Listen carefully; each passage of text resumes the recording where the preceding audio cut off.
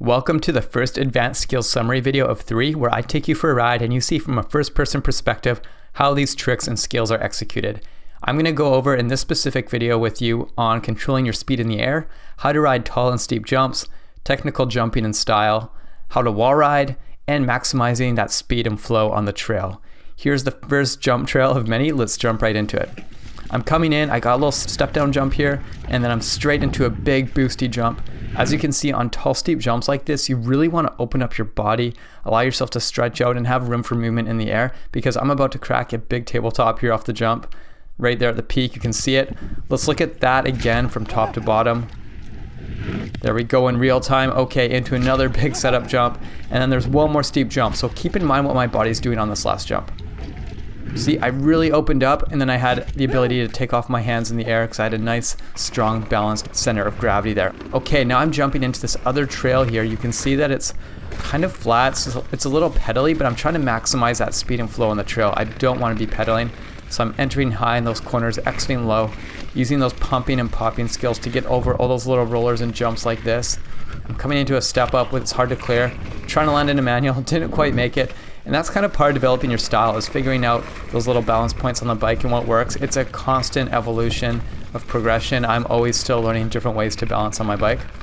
Here we go through another fairly flat section. So you really have to maximize that speed and flow. Play around with different things. Try not to pedal. I think that's the biggest thing for sections like this. If you can minimize pedaling and practice pumping and carrying your speed, that's really great.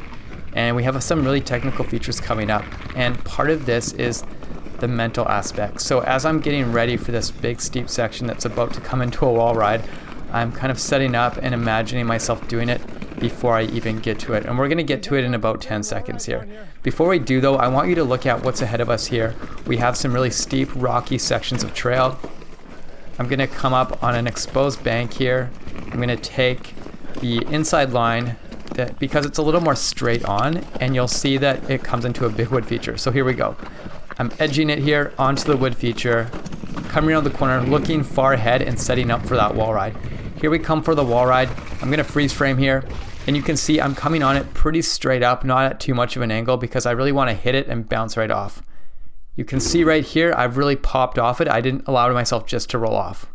Let's look at that again in full time. Okay, here we go. Popping on, popping off. That's it, nice and fast. And then I'm off to the next little roller. I'm popping everything else. I just love to bounce around on my bike. That's my style. This is a really good way to keep your flow and speed throughout a trail, is rather than trying to like ride on and off, think about like popping around on your bike. That is a big part of it. And that is a wrap for the first visual summary. Just keep in mind what I'm doing on my bike. Maybe watch this over a few times and try to copy that on the trail and play around with your different style and flow.